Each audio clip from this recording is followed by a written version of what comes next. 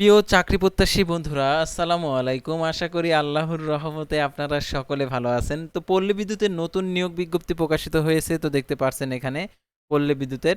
তো এই নিয়োগ বিজ্ঞপ্তিটা নিয়ে আজকের এই ভিডিও, অবশ্যই আপনারা ভিডিওটি শেষ পর্যন্ত দেখবেন। অর্থাৎ পল্লী বিদ্যুতেরই বিদ্যুৎ বিভাগের নিয়োগ বিজ্ঞপ্তি। সাধারণত পল্লী বিদ্যুতের যে উপরস্থ যে অফিস রয়েছে, সেই অফিসের আর কি বিভিন্ন সেক্টরে আর কি নিয়োগ বিজ্ঞপ্তি প্রকাশিত হয়েছে। অষ্টম শ্রেণী এসএসসি এইচএসসি পাশে আবেদন করতে পারবেন সকল জেলার প্রার্থী।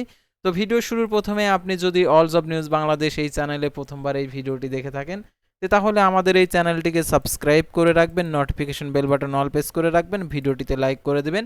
আর যারা ফেসবুক পেজে ভিডিও দেখছেন, ফেসবুক পেজটি ফলো দিয়ে রাখবেন। ডিসক্রিপশন বক্সে আমাদের ফেসবুক পেজের লিঙ্ক দেওয়া রয়েছে, তো এখানে ক্লিক করে দেবেন, সাথে সাথে আমাদের ফেসবুক পেজে নিয়ে যাবে। তো আমাদের ফেসবুক পেজ এবং ইউটিউব চ্যানেলে যে সকল আপডেটগুলো জানতে পারবেন, সরকারি বেসরকারি এনজিও, ডিফেন্স, শিক্ষক নিয়োগ, sales marketing, railway job, NGO job, এক কথায় সকল ধরনের নিয়োগ বিজ্ঞপ্তির আপডেট জানতে পারবেন, পাশাপাশি নিয়োগ পরীক্ষার।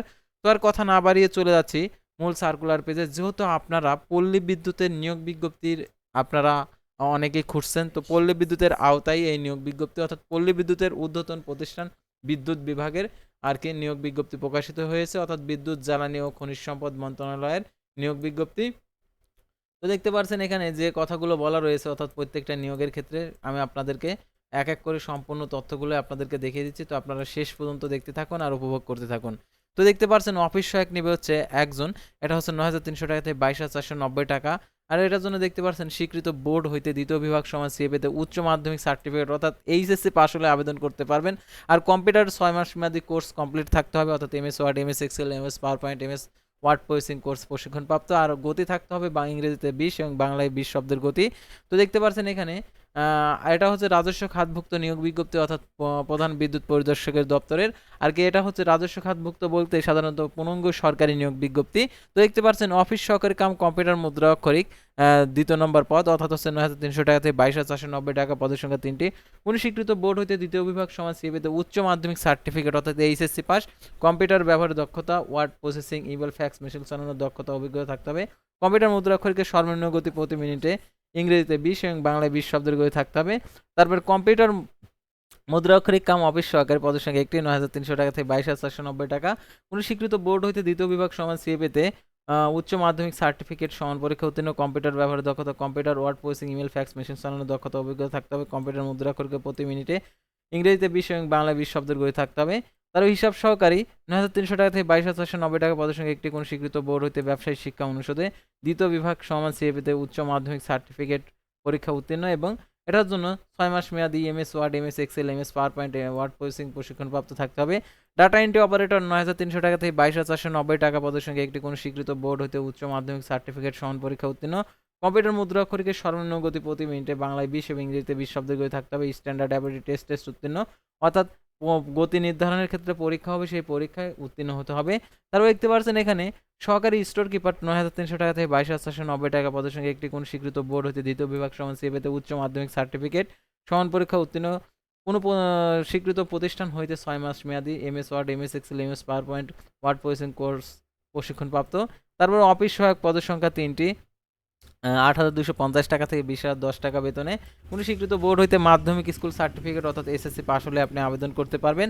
অর্থাৎ এই নিয়োগে যারা আবেদন করতে যাচ্ছেন, আবেদন করার ক্ষেত্রে দেখতে পাচ্ছেন এখানে যে তথ্যগুলো দেওয়া রয়েছে। 1/2/2026 খ্রিস্টাব্দ তারিখে প্রার্থীদের 18 থেকে 32 বছরের মধ্যে হতে হবে। বয়স প্রমাণের ক্ষেত্রে এফিডেভিট গ্রহণযোগ্য নয়।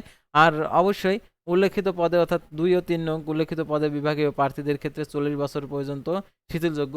সাধারণত বিভাগীয় প্রার্থী বলতে বোঝায় যে বিভাগের সকল প্রার্থীর প্রধান পরিদর্শকের দপ্তরের অধীনে কর্মরত রয়েছেন, অর্থাৎ যারা কাজ করছেন পল্লী বিদ্যুতের আর কি প্রধান বিদ্যুৎ পরিদর্শকের দপ্তরে যারা কাজ করছেন তাদেরকেই বলা হয় বিভাগীয় প্রার্থী। তো আপনারা অনেকে বোঝেন যে বিভাগীয় প্রার্থী বলতে সাধারণত ঢাকা বিভাগ, রাজশাহী বিভাগ এরকম বিভাগীয় প্রার্থী না, এরকম না। তো বিভাগীয় প্রার্থী বলতে ওই জব সেক্টরে যারা হচ্ছে চাকরিরত রয়েছেন তাদেরকেই বোঝানো হয়েছে। আর দেখতে পাচ্ছেন সরকারি, আধা সরকারি প্রতিষ্ঠানের আর কি চাকরিরত প্রার্থীদেরকে যথাযথ কর্তৃপক্ষের মাধ্যমে আবেদন করতে হবে এবং ডিপার্টমেন্ট ক্যান্ডিডেট ঘরের অংশে টিক চিহ্ন দিতে হবে। আর অবশ্যই লিখিত এবং ব্যবহারিক পরীক্ষার জন্য মৌখিক পরীক্ষার সকল সনদপত্র উপস্থাপন পূর্বক অতিরিক্ত 1 সেট সত্যায়িত ফটোকপি দাখিল করতে হবে। দলিল আর কি দাখিলযোগ্য কাগজপত্রের তালিকা নিম্নরূপ: অনলাইন পূরণকৃত অ্যাপ্লিকেশন কপি, সদ্য তোলা পাসপোর্ট সাইজের 2 কপি সত্যায়িত ছবি, সকল শিক্ষাগত যোগ্যতার অভিজ্ঞতার সনদের সত্যায়িত অনুলিপি, সরকারি আধা সরকারি স্বশাসিত প্রতিষ্ঠানে কর্মরত প্রার্থীদেরকে কর্তৃপক্ষ কর্তৃক অনাপত্তিপত্র, জেলার স্থায়ী বাসিন্দা প্রমাণক হিসাবে ইউনিয়ন পরিষদ, পৌরসভা, সিটি কর্পোরেশন কর্তৃক নাগরিকত্ব সনদ, জাতীয় পরিচয়পত্র, জন্ম নিবন্ধন সনদ সত্যায়িত অনুলিপি, প্রথম শ্রেণী গ্যাজেট কর্মকর্তা নাম সিলযুক্ত সিল দ্বারা চারিত্রিক সনদপত্র, কোঠা দাবি সমর্থনে প্রার্থীকে সর্বশেষ নীতিমালা অনুযায়ী যথাযথ কর্তৃপক্ষ প্রদত্ত সনদ প্রমাণক সত্যায়িত অনুলিপি। তো দেখতে পাচ্ছেন এখানে আরও যে তথ্যগুলো দেওয়া রয়েছে এগুলো অবশ্যই আপনারা দেখে নেবেন। আর এই নিয়োগের আবেদনটি শুরু হয়েছে 1/3/2026 খ্রিস্টাব্দ তারিখে সকাল 10টা, আর অনলাইন আবেদনপত্র জমা দেওয়ার শেষ তারিখ 31/3/2026 বিকেল 5টা, অর্থাৎ আর মাত্র আছে, আপনারা দেখতে পাচ্ছেন এখানে আজকে হচ্ছে 27 তারিখ, তো আর মাত্র আছে 28, 29, 30, অর্থাৎ আর 4 দিন। যারা আবেদন করেননি আবেদন করবেন। আর দেখতে পাচ্ছেন অনলাইন আবেদনপত্র প্রার্থীদেরকে 300x300 পিক্সেল ছবি এবং 300x80 পিক্সেল স্বাক্ষর আপলোড করতে হবে। ছবির সাইজ 100 কেবি, স্বাক্ষরের 60 কেবি। আর অনলাইনে পরবর্তী কার্যক্রমে যেহেতু সকল তথ্যগুলো আর কি প্রয়োজন হবে, অর্থাৎ সেহেতু অনলাইন আবেদনপত্রের সকল অংশ ঠিকঠাকভাবে পূরণ করবেন এবং ঠিকঠাকভাবে পূরণ করা হলে তারপর ছবি এবং স্বাক্ষর আপলোড দিয়ে সাবমিট করবেন। সাবমিট করা হলে একটি ইউজার আইডি পাবেন, ইউজার আইডি সম্বলিত একটি অ্যাপ্লিকেশন কপি পাবেন। সেই অ্যাপ্লিকেশন কপির ইউজার আইডি ব্যবহার করে টেলটক প্রিপেড মোবাইল নাম্বারের মাধ্যমে 1 থেকে 6 নং ক্রমিক রং পাওয়ার জন্য 112 টাকা প্রদান করতে হবে। আর দেখতে পাচ্ছেন 7 নং ক্রমিক রং পাওয়ার জন্য 50 টাকা টেলটক সার্ভিস 6 টাকা সহ 56 টাকা প্রদান করতে হয় 72 ঘন্টার মধ্যে, অর্থাৎ আবেদন করার পর 72 ঘন্টার মধ্যে আবেদন ফিটা প্রদান করতে হবে। তো দেখতে পাচ্ছেন কিভাবে টাকা প্রদান করতে হবে সেই পদ্ধতিটা দেওয়া রয়েছে। আর প্রবেশপত্র প্রাপ্তির বিষয়টি, অর্থাৎ আপনি যে আবেদনপত্রে যে মোবাইল নাম্বারটা উল্লেখ করবেন সেই মোবাইল নাম্বারে আর কি SMS এর মাধ্যমে পরীক্ষা সংক্রান্ত A to Z বিষয় আপনাদেরকে জানিয়ে দেবে, সেহেতু সেই মোবাইল নাম্বারটি সচ্ছল রাখবেন। আর এই নিয়োগের পরীক্ষা হবে সাধারণত ঢাকাতে, যেহেতু এটা হচ্ছে মন্ত্রণালয়ের নিয়োগ বিজ্ঞপ্তি। সাধারণত যতগুলো মন্ত্রণালয় রয়েছে তো এই সকল মন্ত্রণালয়ের প্রত্যেকটা পরীক্ষায় ঢাকাতেই হয়ে থাকে। তো যারা ঢাকাতে পরীক্ষা দিতে ইচ্ছুক তারা এই নিয়োগে আবেদন করবেন। আর এই সকল পরীক্ষায় MCQ পদ্ধতিতে আর কি পরীক্ষা হয়ে থাকে। তো আশা করি আপনারা এই নিয়োগ বিজ্ঞপ্তি সংক্রান্ত তথ্যগুলো জানতে এবং বুঝতে পারছেন। তো পরবর্তী ভিডিওতে আবারও কোনো নতুন জব সার্কুলার নিয়ে আপনাদের সামনে হাজির হব।